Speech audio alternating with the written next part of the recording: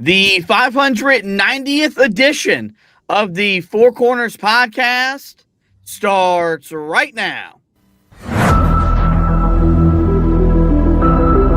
This is the Four Corners podcast.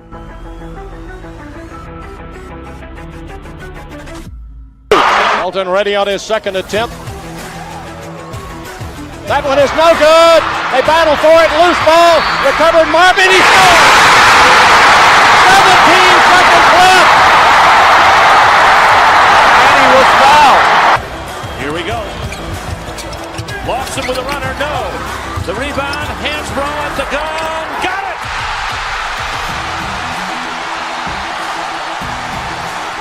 They were 4 for 24. Hansbrough on a switch on Paulus. A deep three. And Green rips down the rebound in traffic. 4-on-1. What a great job. What a terrific job in transition. I mean, you couldn't plan that any better as a coach. Tipped away by Johnson. It's loose. Page. Johnson. They're dancing in the aisles. They're high-fiving. They're celebrating. They're going bananas on Frontcourt Street. Pass to Britt, 15 seconds to play. Up high to Page, gets a screen from Meeks. Page driving in on the left, high off the glass for two. Louisville with 7 seconds. Jones has it, goes left corner, Black's here for three. Back iron, 1 second to play, stick up, no! Carolina wins it! The Tar Heels win it! 72-71. 6 seconds to go. Pinson comes front court. Pinson to May for the win. Got it! Luke May! He got it! 0.3 of a second! Luke May gives Carolina the 75-73 lead. Are you kidding me? Inside 30 overall. Love, top of the key. Oh! Big time delivery. Here are your hosts, Josh Marlowe and Anthony Pagnotta. Hello and welcome into another live edition of the Four Corners podcast. We are powered by Carolina Electrical Services. Josh and Anthony here with you guys on a Friday morning, the eve of the blue-white scrimmage, which will take place tomorrow afternoon in the Smith Center following the conclusion of Carolina and Clemson, which will take place on the football field over at Kenan Stadium. We will be in attendance for both events. Tomorrow we'll be at the football game as we're season ticket holders. And then we will make the trip over to Kenan to watch the blue-white scrimmage, which we will report back to you on Sunday night with the recap edition of the podcast. So we're here to talk about that. We've got some NCAA tournament news as well, as expansion is maybe found its concluding point. And we've also got to talk about a national your recruiting analyst and writer for college basketball, Jamie Shaw. He visited Carolina's practice, and I had a few takeaways that I wanted to talk about. We'll talk about all that here in just a moment. But we start every edition of the pod, as we always do, with the pod thought of the day. And the pod thought of the day now comes with the new twist because we have a sponsor. If you watched the football edition of the podcast last night, we are excited to welcome Legacy Arcade to the Heel Tough blog, the Four Corners podcast family. A great opportunity from our man Gardner Payne, a guy we used to work for a few years ago. He kind of approached us about doing some advertising, and we're excited to welcome to him and Legacy Arcade to both the podcast platforms. Legacy Arcade and Social Casino are where you can win cash prizes with roulette, blackjack, and your favorite slot games and multiplayer fish games. Anthony and I were big blackjack guys. I'm kind of like Joey Tribbiani in that episode of Friends when he went to Vegas. You cannot pull me away from the blackjack table, and that's how good that I am. You can also win cash prizes playing your favorite arcade games. And if you use our promo code, and that promo code, as you see on the screen, is HEELS. That's HEELS. If you use promo code HEELS, you get up to $100 in free match play at registration. Best part about Legacy Arcade, you have safe, secure, 24-hour customer support, instant redemption immediately to your bank account or your card. They accept all major credit cards, Skrill and ACH, and they have Apple Pay coming very, very soon to Legacy Arcade as well. So we're excited to welcome them to the family, and they are now the official sponsor of the pod thought of the day. Let's now get to that pod thought, and that thought comes from Francis Quarles, and that thought is, quote, "I see no virtue where I smell no sweat." Good news is right now we're not sweating, or at least I hope we're not, because we're in an air-conditioned building here at the WFNZ studios, but this team has been sweating. They have been putting in the work so far in preseason practice. We'll talk about that when we get to the Jamie Shaw aspect of this as well. And the hope is that we get to see the guys sweat tomorrow in this blue-white scrimmage, because I think this is a good chance for Hubert Davis and this coaching staff to learn a lot about their team as they're putting in the work here early on in preseason practice. Yeah, from everything we've heard, this team has really been working hard. And there are a lot of guys that probably feel like their roles are unproven on this team. I think that certainly is the case. So they've had to work hard. And, we're going to get to see that hopefully tomorrow in the Smith Center when these guys get to go against each other. They've been doing these scrimmages, all throughout the summer and now into the fall. And so now this is a great chance for us to get a look in front of the fans. This is going to be, the first time that these guys are playing in front of fans as a group. So how do they look? What is it? Is there the cohesion that you need to see for a group that is so different from a year ago? I mean, you've got 10 new players. Do you see that communication that you need to see? Do you see that connection on the floor that you need to see from these guys tomorrow? I think that's going to be really interesting to see, but I don't doubt that these guys have been putting in the work. From everything that we've seen, from everything that we've heard, this team has been pushing really hard to try to figure out exactly what they've got, especially now that they've got Luka Bogovac on campus. So now it's about trying to figure out what roles guys are going to play this year with all those new players that are in the program. All right, let's get to Jamie Shaw's takeaways from attending Carolina's practice. If you don't know Jamie, he does a great job for Rivals, covering high school basketball recruiting. He also is a writer for On3 Sports, who it feels like has hired every notable writer in the college landscape over the last handful of years as they've built that site into one of the best in covering college athletics. And, he was at preseason practice and put an article up. And I'm trying to get Jamie on the pod to come on and talk about his time in Chapel Hill. But for the time being, I'll just, we'll talk about what he wrote about. And I thought one thing that really stuck out to me was that he could tell from his time being there that the buy-in is there, and that there is a competitive spirit and a competitive energy that is evident when you watch this team practice.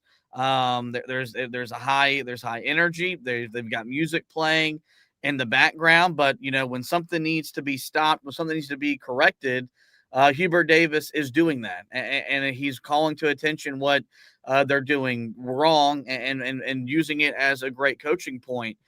And that might sound like a very minute thing, and it might not sound like something that's major, but how many times when Carolina has been bad for their standards, have we questioned the care factor? Have we questioned, is this team really committed? Is this team really bought in? I think it speaks volumes of the job that Hubert Davis and this coaching staff has done when you've brought in 10 new players like they have in a make or break season for this head coach and this coaching staff, that they've already kind of set the tone early that, look, we're going to compete in everything that we do, and there needs to be an energy and a care factor every time that you're on the court. And if this is evident and it carries over, that's going to give us vibes of what we had 2 years ago, where you knew no matter what, you did not question if Carolina was going to show up. They were going to put their hard hat on. They were going to carry their lunch pail, and they were going to go to work. I feel like that's how this team's going to have to play to be the best version of itself. And it seems like they've already realized that early on here in preseason practice. Yeah, it's not the most talented group that you're ever going to see in a Tar Heel uniform. So it's really about how much competitive spirit do you have. to outplay some of these teams that are going to have more talent than you. I mean, we've talked about, Duke is definitely a team that we look at that we think has more talent on paper going into the season. Louisville, a team that went out and did a lot of work in the portal themselves and also at the high school ranks. They're probably going to be a more talented team than Carolina coming into this year. So, I think that because of that, Carolina is going to have to be a hardworking unit. And we don't know what this roster actually looks like. We know some of the guys on this roster are talented. We've seen them play roles, on their previous teams. But I mean, you look at Henry Vasar, this is going to be a bigger role for him here at Carolina than it was for him when he was at Arizona. Same thing for Kyan Evans. This is going to be a step up for him as well. He's going to be counted on as this team's starting point guard. Where last year, at Colorado State, he was the team's starting point guard, but he was allowed to sort of ease himself into the season because you had Nee Clifford. This year, we don't really know, beside him, he's got Seth Trimble, but we don't know exactly what Seth Trimble is going to be able to do for this team scoring-wise. Is he going to be the guy that he was early last year prior to the concussion, or is he the guy that he was after the concussion? And that's more of what we're going to see again this year. So, I mean, with those types of questions, there's so much, around this program and around the guys on the roster that it's just going to take this team being, prepared every night that they come in, ready to play. You can't have any of these lackadaisical moments like we've seen at times from some of these Carolina teams here in recent memory. I mean, you go back a few years, and the team that ends up missing the NCAA tournament. I mean, you're talking about, a team that, I think was probably reading their press clippings before the season started, thought things were going to be relatively easy and learned pretty quickly that that wasn't going to be the case. I don't think you're going to have to worry about that with this team because I think you're going to see a team that is very motivated to come out and compete every night because they're not going to be talked about the way that previous Carolina teams have. All right, the second takeaway and one that really caught my attention was, he wrote about Caleb Wilson and said that the talent, the athleticism is there. It's evident. And that's what you expect for a preseason top 10 recruit, a guy that we expect to be a one-and-done player at Carolina, and that being a one-and-done guy that goes to the NBA, not a one-and-done guy that transfers out of the program like Ian Jackson did last offseason. But he said of all the players that, he looked at and evaluated, and I trust Jamie's basketball eye, he said that Jiren Stevenson had the best day during his time in Chapel Hill at the practice that he was able to be a part of. Is there a scenario of where we maybe have underrated the addition of Jiren Stevenson? Because I think, you got to remember, he was a pretty high-profile recruit. And when he went to Bama, there were a lot of Carolina fans that were mad because how did you let a guy that was quite literally out of your backyard get away from you, go out of state, go to the SEC, and go to a football school like Alabama, but didn't work out. He now finds himself back here in Chapel Hill. I've talked all offseason where I think if they can really identify a better role for him, I think you could see a much more efficient player than what you saw during his time with the Crimson Tide. Is he maybe a transfer that's flying under the radar for Carolina as, a lot of other guys like Kyan Evans and Henry Vasar really got the main attention this offseason? Yeah, I think that definitely is the case. And I think part of it is because when you look back at his time at Alabama, he wasn't necessarily playing his best basketball, not living up to the expectations that he had coming out of high school. Now, again, as you said, I think the key thing is that the role that he is going to play here at Carolina? Is he going to be a guy that's going to stretch the floor and all he's going to do basically is shoot threes? I don't think that's going to be the case. He's 6'11". So he's a guy that brings some size to that 4 position, which is probably where he's going to play. I would imagine they want to use him as a guy that, can stretch the floor for you, but also someone that can be a presence in the post. And so, hopefully that allows him to be a little more efficient, as you talked about, and really just overall a little bit more successful. I think the thing about him was coming in, you look at him where he was as compared to where he came out of high school. He was the one guy in that group that really, I think, is trending down or has trended down since he came out of high school. Again, when we, look at him as a prospect, I mean, believe it or not, he was only the 50th ranked player in his recruiting class. Was a 4-star, so he wasn't a 5-star, but still a guy that I think a lot of people had big time hopes for coming in. For Carolina to be able to bring him back in after they missed on him in high school, I think is a really good sign for them. Now you're just hoping that you find the correct role for him in this offense, because we've talked about it. He can basically play anywhere if he is able to prove himself as a rebounder. If he can show that he can have a scoring presence inside, you could play him at the 5, anywhere to the 3, because of how well he's able to stretch the floor. Now, I don't know how he will hold up defensively out on the perimeter if you put him out there at the 3. So I don't know how crazy you're necessarily going to get with that. But I do think that he is one that's flying under the radar, because you go back to some of those summer scrimmages, he was a guy that was playing a lot better than I think people realized during that time. He wasn't the main talking point of some of those scrimmages that we saw, during some of the basketball camps, but he was certainly a guy that was making plays while he was out there. And now we're hearing, as camp has gone along, we've heard some buzz around him. Jamie Shaw now includes him in his article. So I definitely think he's a guy that's being slept on a little bit by us, going into the season. But maybe now is when we sort of open our eyes, and maybe tomorrow in the Smith Center, that's where our eyes will be open to the fact that this is a guy that's going to be able to contribute at a high rate. Yeah, I think he'll really benefit from just knowing what his role is going to be, what's being asked of him. And then I think the flexibility he offers Schubert Davis might be his biggest asset, because you mentioned that about him playing at the 3. They've already practiced with those types of lineups where they go really, really big. Kind of what you saw Duke do to teams at times a year ago that just could not match the positional size that they had.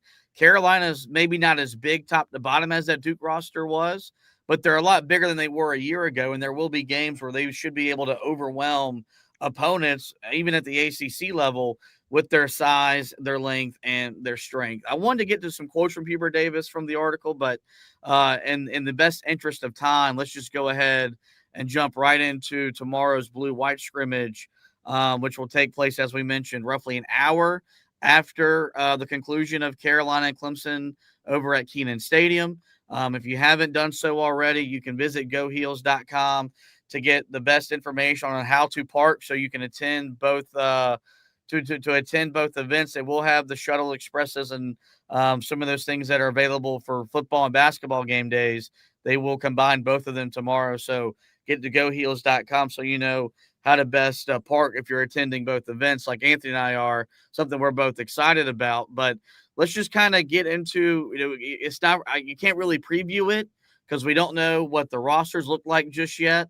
We don't know how long this is going to be. I don't know if it's going to be, a 40-minute scrimmage, if it's just going to be, we don't know exactly what Carolina is going to do. So I just listed kind of what to watch for, the things that we'll be keeping an eye on while we're in attendance tomorrow. And the first thing I wrote down was Luka Bogovac, because we've seen a little bit of him, with some of the highlights that Carolina's put out from fall practice. But considering he's an international transfer coming over from Montenegro, we've got some highlights from him at the international game.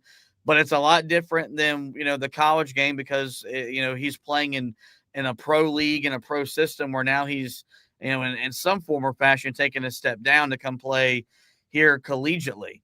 I don't know if you saw, I think it was Bart Torvik. He put out some of his analytical projections for the upcoming season, and his analytics would project him to not be the type of impact player that I think Carolina is banking him on. He projected him to average just over 6 points per game for the upcoming season. If that's the case, then I think Carolina fans and the staff will be disappointed in him. I think the thing I'm looking for tomorrow is, can I come away and feel confident that he's the perimeter piece this roster was missing back in late May and early June when they went and got him? Because we said after the first initial wave of transfers that they landed, they needed to add a wing. They went internationally to add him, And hopefully we come away tomorrow feeling confident with him being a 21-year-old playing his first year of college basketball. They got the wing they desperately needed on this roster and one they lacked a year ago.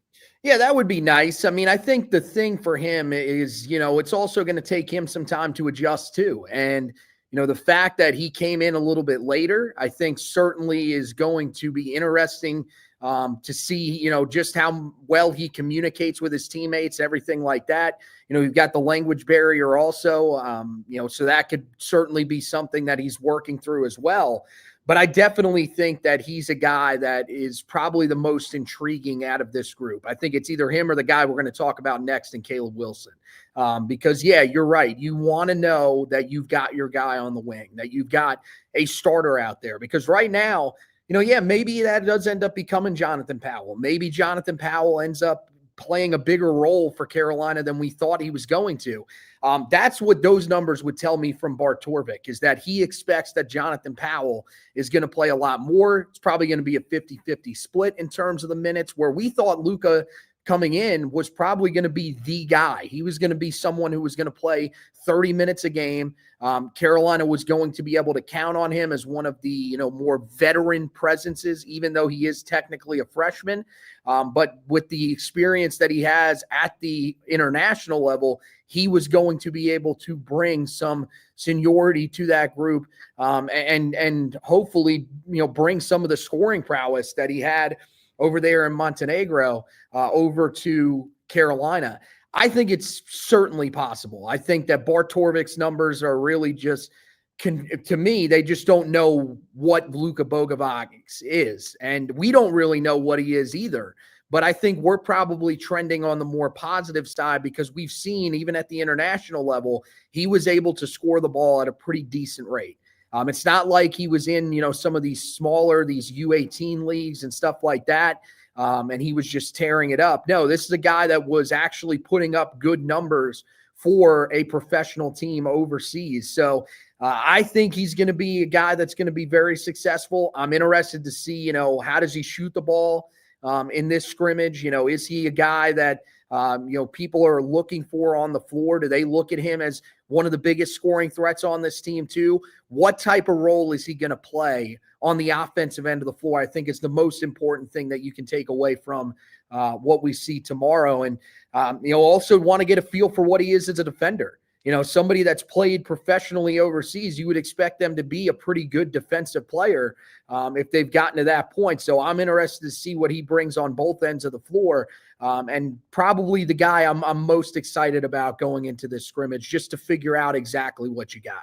Yeah, if he's not number one, he might be number two, because there's another guy that I think we're all just excited to see, and that's Caleb Wilson, because he might be the most important player on Carolina's roster, because he's going to play that stretch four position, and we've seen the track record of when Carolina has a difference maker, what they are capable of achieving, and when they don't get the production from that position, how much it really hinders them from being a team that can compete for conference championships and making deep runs in the NCAA tournament. Look, he comes in a top 10 overall recruit. There's a lot of expectation with that. There's a lot of expectation because of the way that he has talked. And I've kind of enjoyed the way he has embraced the burden of wanting to be the guy to restore Carolina back to being Carolina, and wants to be a big part of getting this team and this program back to where, he knows that it's supposed to be, from the fans' expectations and from the players and the coaching staff as well. We've seen some clips of him in the gym when he's working alone, and it's very easy to drool at because he's just so explosive and he's so dynamic. And then you've seen stuff in some of the limited footage Carolina's put out from preseason practice and some of the drills where he's making plays. But the biggest thing is, every time you hear someone that talks about college basketball or writes about college basketball that has seen him, they have nothing but glowing reviews to say. And so, I think the main thing for me that I want to see when I look at him in person tomorrow and watch him compete against his teammates is he as good as advertised? Because if he is, I think, it's fair to expect him to make plays on both ends of the court to compete at a real high level, because that's who he is at his core. He's a high energy, a high motor guy. And, as much as I've talked about Kyan Evans, as much as I've raved about Kyan Evans, I'm interested to see what Caleb Wilson looks like, because the level of success that he brings to this team individually will impact what this team achieves collectively. Yeah, I mean, he's probably the biggest X factor for this team being able to succeed. As you said, when Carolina under Huber Davis has had those guys at the 4 spot that can stretch the floor, that can rebound pretty well, that, will step up defensively when they need to, Carolina's been very successful. Those are all attributes that should fit Caleb Wilson. He's a guy that, at the high school level, shot the ball pretty well from the outside. Now, look, he's not going to be a guy that's going to shoot it as many times as you saw Brady Manick shoot it. Probably not even as many times as you saw Harrison Ingram shoot it. Maybe it'll be in that range. But I don't think that you're going to see him be even the type of passer that Harrison was. It's going to be a little bit different. He's got some size to him. So you are going to have a back-to-the-basket game that I think is going to be something that Carolina's been lacking out of that 4 spot, outside of, Pete Nance, who should have been playing more back-to-the-basket when he was at Carolina. But Caleb Wilson has that game. And so, yeah, I think on that end of the floor, you're looking for him to be able to score the ball. He doesn't have to be the leading scorer, but you just want to see a guy that's efficient, that can prove to you that he can stretch the floor. That's what you're looking for on that end. Then when you go to the other end, you're looking for him to be one of the better energy guys on that end of the floor, and you're looking for him to probably come in there and show you some of the signs that we saw from Seth Trimble early in his career, where you knew this guy is one of your better defenders. I think just judging off of him, at the high school level, and then what we saw in the All-American game, that was really the area that he shined in that All-American game. He wasn't great scoring the ball, didn't get a lot of opportunities, but the one thing is he didn't slump his shoulders. He wasn't getting frustrated that he wasn't getting the ball. He was a guy that was creating turnovers on the defensive end of the floor and really shutting down some of those other really talented players from the West team. So I think this dude has what it takes to be incredibly successful, be the guy that, Carolina needs him to be at that 4 spot, and be one of the best freshmen that Carolina has had over the last few years. This is a great starting point for him, is to come out, look the part in this one. Again, you don't need to be taking over the game. This shouldn't be one where you're throwing up 20 shots in this game. But I'm just looking for him to show that he fits with this team, but that he is one of the more talented players in this group. So I certainly one of the guys that I think you're going to be laser focused on when he's on the floor, because he could have some of those wow moments with some of the athleticism that we see from him, the explosiveness that we see from him. He could really be an entertainer tomorrow. Yeah, we got a comment on Facebook from Jill Mary Brown. She said, I talk to Caleb every Wednesday at college night, and he's so ready for Carolina basketball, and he says this team is going to be special. I certainly hope so. We appreciate you listening here on a Friday morning. Excited that you kind of have that relationship with Caleb. It's got to be pretty neat. And, yeah, hopefully this is going to be a special season because it's going to be his lone season with the program, as he'll more than likely be a one and done player and off to the NBA, next spring. All right, 2 more things to talk about what to watch for in tomorrow's blue-white scrimmage. We talked a little bit earlier about Jiren Stevenson maybe being underrated. The first task for Carolina this offseason was rebuilding the front court. That was the weakest part of the team a year ago. It took until the back half of the season for Van Allen Lubin to establish himself as a consistent 5-man for Carolina. And we know the other areas where they struggled, where they had a lot of guards playing the 4 spot because they couldn't figure out who to play there until Jalen Withers kind of emerged there late in the season. But the difference is now Carolina has a lot more talent. They have a lot more depth with all the incoming transfers, some guys that are coming back. You get James Brown back. You add Zayden High back to the roster. You got Henry Visar from Arizona, Ivan Matlakovich from High Point. If you want to count Jonathan Powell and Luka Bogovac as front court players, you're talking about a handful of guys there that are primed and ready to make a difference this upcoming season. And so I think for me, I want to see kind of who stands out the most. I think it's easy to say that answer should be Visar because he's going to be this team starting 5-man, but is there someone else that really comes away and leaves an impression to where, we kind of maybe recalibrate and recalculate our expectations for them entering the 2025-2026 season? Yeah, I mean, it'd be nice to come away with that. I think you're hoping that you find really that backup 5 for the start of the season, whether it's James Brown, whether it is Jaden High, or one of the other guys that really steps up in that spot. Maybe it is Matlakovich that comes in and when a new situation really shines. I think the biggest thing is you need to see from Henry Visar that he is the guy that you got out of the transfer portal. Again, when you're going up against your teammates, we don't want to see you dominate too much because then we're going to say to ourselves, how good is the rest of the group? But at the same time, you want to see him, be a little bit of a force on those backboards.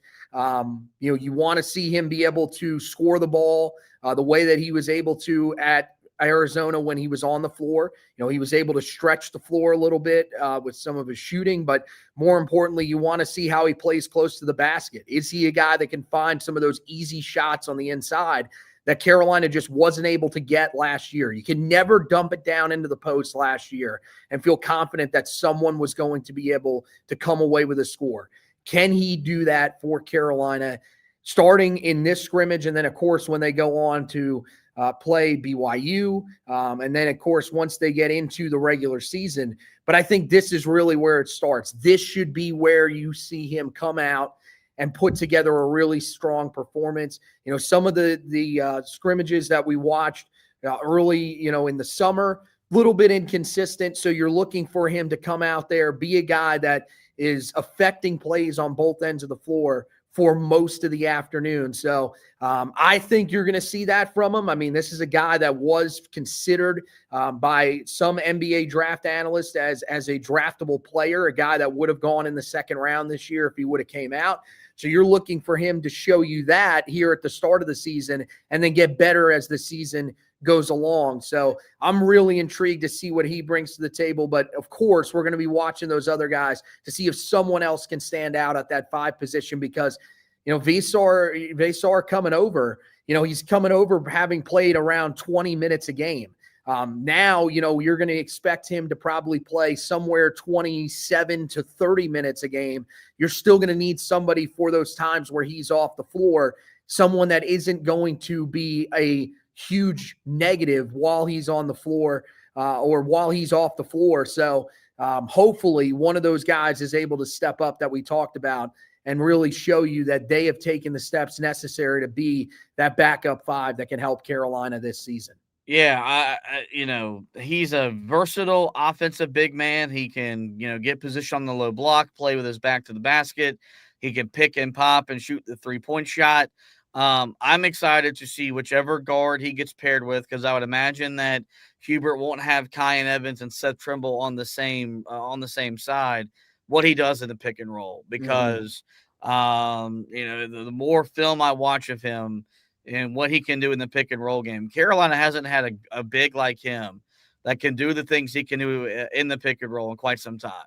And I'm excited to see how Hubert Davis kind of utilizes that skill set because it should get Carolina, an easy 6-8 points a game at the rim. His ability to set a quality screen, but then slip to the basket and become a scorer with his ability to catch and shoot kind of all in the same motion. So I'm really excited to see what the Estonia big man has to offer. The last thing we'll talk about before we get on to the NCAA Tournament expansion update is, and I can't confirm this, I can't state this, but I would be surprised if Kyan Evans and Seth Trimble are sharing the backcourt tomorrow. I think Hubert Davis will split them up and have them play against one another. With that being said, we should be able to get a sense and a feel of what it'll look like when they play together. Because you should be able to look at what Kyan Evans does and see how Seth Trimble can play off of him, and then vice versa, where you look at what Seth Trimble's doing and how is that going to benefit and how is that going to help Kyan Evans, as he adjusts to being this team's point guard, Seth Trimble being the off-ball 2 guard. I'm really excited about this pairing and this comparison or this duo. I think they complement each other maybe better than Seth Trimble and RJ Davis did a year ago. You have, Evans's, ability to, yes, he can shoot the 3-point shot, but he's a 3-level scorer. He gets to the rim and finishes at a higher clip than my man RJ did. He's got the mid-range game that, the analytical nerds don't appreciate, but I love to see that because, when you can score at all 3 levels, it really makes you tough to guard.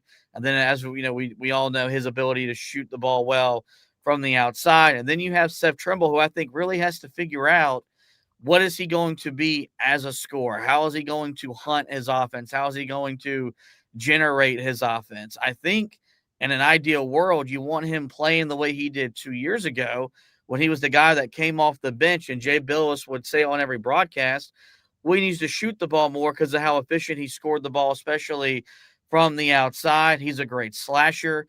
His ability to get to the rim and put pressure on the defense is going to be his greatest asset. But I think with the type of pressure that Kyan Evans will be able to put on defenses, for over the span of 30, 35, 40 games, I think it should make the game easier for Seth Trimble and then be a lot more efficient from inside the 3-point line and beyond. Yeah, I think that certainly is something that you're hoping to see. And I think this is going to be a great look at that. You want to see him still get to the basket because that's really where he thrives the most. We saw last year when he attacked the basket, good things happened for Carolina. I mean, you go back to that game in the tournament against Ole Miss, and he was really the guy that got Carolina back into the game because of how he started to attack the rim. So you're hoping that you're going to see that from Seth Trimble. You're going to see the same guy that we saw early last season that was able to score the ball efficiently, shoot the ball well from the outside. And really, depending on what is around him in this scrimmage, depending on how the teams are divided up, really maybe carry this team a little bit, carry his team on his back a little bit scoring-wise. I think that is something that you want to see because I think that this is certainly, what we are hoping that he can be this year. I don't know if that's what the coaching staff is looking for. We've talked about it, who is going to be the team's leading scorer. I don't know if we know that right now, but I think Seth Trimble's one of those guys that's going to be in the conversation for that. And the coaching staff is going to want to see him show that he has the ability, he has the scoring chops to be able to handle that. When it comes to Kyan Evans, I do like the fact that these two probably aren't going to play on the same team together because I think one of the things that you saw when you watched the summer scrimmages was you saw that Kyan Evans was sort of deferring to Seth Trimble and sort of letting him be the guy that was, slashing to the basket, getting the points that he needed, and he was just looked at as a guy that was sharing the basketball. Now, Kyan Evans is a guy in this situation where, again, depending on what his team looks like, they may need him to be one of the leading scorers for them in this scrimmage. So I think this is going to allow him, hopefully during this time, he's become a little bit more confident on the offensive end of the floor. He's, hunting out his shot a little bit more. I want to see the guy that we saw in those last 16 games at Colorado State show up when we sit down in the Smith Center tomorrow, because if he is able to be successful and that point guard spot is back to where we expect it to be. And I'm not saying that it's got to be Ty Lawson level of play, Kendall Marshall level of play, not right out of the gate. But if you feel like you've got a guy there that is a plus on the offensive end of the floor, I think that's going to be huge for Carolina this season, because the last year and the year before, you didn't really feel that with Elliot Cadeau. There were a lot of areas where he struggled. So Evans, hopefully he's able to hit a couple of shots from the outside to show that area of his game as well. But I'm just looking for a confident point guard out there that doesn't have the turnover issues that we saw from Elliot Cadeau. And hopefully we get that from Kyan Evans in this scrimmage. Yeah, we'll get to see all that and so much more tomorrow afternoon. We're excited to be I know I'm excited to be back in the Smith Center. I know you are as well. And we'll be back on Sunday night with a recap of what we saw during tomorrow's blue-white scrimmage. One more thing we got to tackle before we get out of here on a Friday morning. We got an update about NCAA tournament expansion. Yesterday, Ross Dellinger, who works for On3, reported that executives are nearing an agreement to expand the tournament from 68 teams all the way up to 76. That would begin in the 2026-2027 season. So not this year, but the next year. And this is really going to add just a whole nother round to the event where you would go, you have the first four, which are on Tuesday and Thursday, but that's kind of not considered a round. When they first introduced the round, yes, they considered it the first round of the tournament, and you had the whole second and third rounds, which were the round of 64 and the round of 32, before the NCAA realized that's a real dumb way to label that, and they went back to the old ways. Well, now you'll be going back to having a first round because you're adding 8 more games, to the first 2 days of the tournament. Where there will be 24 teams playing over 12 games in the first 2 days. There'll be 2 different sites, so it would not just be Dayton that would host all of those games. And I guess you could expect those 2 sites to rotate every so often to take the tournament even more so around the country. We've talked about this as every time that we've gotten kind of an update on this. And we're 2 guys that are not in favor of expansion. I'm kind of like Dwight Schrute in The Office. You could downsize the tournament, and I wouldn't argue against it. Although the first 4, for the most part, has worked, it has been a success. I don't see the need in adding 8 more teams to the event. There aren't that many teams that are qualified to compete for a championship, but we know money is what's driving this decision, and that's what they're after. When you saw this report, you hear the latest plan for the NCAA tournament and the growth. What do you think of it as it's set to expand to 76 teams? Yeah, I think it's what we have said for a while. I think it stinks. We don't want this tournament to expand. We think it's perfect the way that it is right now. Because here's the thing. We know that when they expand the tournament, what's going to end up happening is it's not going to be more games for the teams that don't have the the automatic bids. It's going to be the teams that are on the bubble, that will be getting into the NCAA tournament, and they are going to make teams that have landed automatic bids play in some of these games. I would imagine that 4 of the games will probably be bubble teams. 4 of the games will probably be teams that should be locked into the NCAA tournament, but won't be locked into the NCAA tournament. And I hate that. I think that those teams, and I've said it, since we've been talking about the expansion of the tournament, and even before that, when we were talking about the tournament in general, I believe that the teams that are automatic qualifiers, if you win your conference tournament, you should automatically be in the field. Even with the 68 teams, it should be 2 games between 4 bubble teams, 4 games between 8 bubble teams. Excuse me. That's what I would like to see. But that unfortunately is not what's going to happen. So, I mean, it's inevitable because again, there's more money in it. We know that, people are going to watch. Ourselves, we will watch it even though we don't like it. We'll be there watching every single game. And for them, they look at it as, hey, 2 more, full days of action to lead off the NCAA tournament, because it's going to be, if they're playing at 2 sites, you're going to have 4 games at the 2 sites. It will be much like conference tournament early rounds where you'll probably have a 12 o'clock game. You'll have a 2:30 game. You'll have, then we'll go through to the night session. You start that at like 6, and then the other game is at 8:30. And that's probably how they're going to go with it at those 2 locations. And we'll be eating it up, because we love the chaos of the NCAA tournament. We love, just how many games are on at a time that we are able to keep up with. So I think that that's the thing, is that they know that we're going to watch. So this is going to eventually end up happening. The only thing that I'm hoping is that we don't have to worry about this. Let's get out of that spot where we are one of the teams that has to sit and worry about whether or not we're making the NCAA tournament. And if we do end up making the NCAA tournament, if we're on the bubble, people will say the only reason that the team made the tournament was because of the expansion.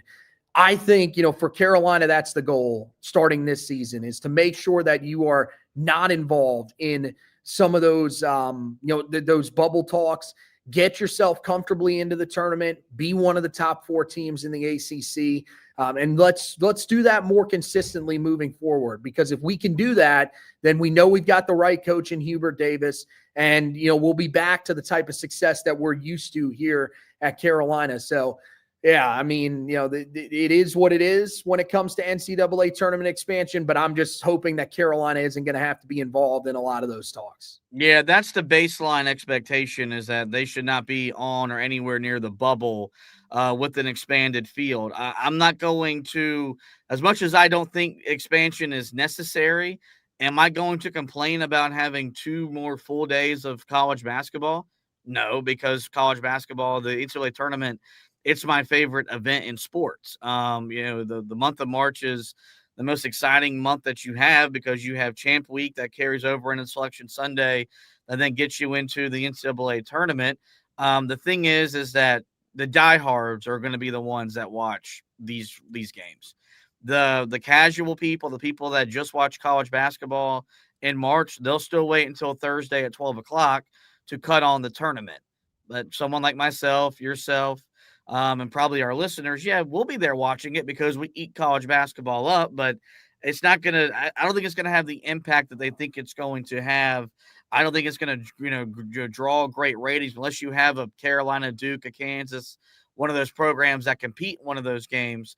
If you're having a bunch of mid-majors or, one bid conferences, playing, there's not going to be the viewership that you think there is to gain by taking more advantage of the Tuesday and Wednesday TV window. But kind of like as we've talked about in college football, like we knew at one point with the NFL, Major League Baseball expansion was inevitable. Hopefully this is the last round of expansion that we see in college basketball really forever, because if you continue to expand, you're just watering down and taking away from such a special event, because there just aren't enough teams as it is now to compete for a national championship, let alone going up to 76. And, who knows if they try to get up into the 90s like they've proposed back in years past. With that, folks, this is going to wrap up this edition of the podcast. In the meantime, we direct you guys to the website. That's HeelToughBlog.com. I'll have an article up today about what to watch for in the blue-white scrimmage. We'll have the recap article coming back off of that this weekend as well. Anthony has you covered with all things Carolina and Clemson. The injury report is up and out.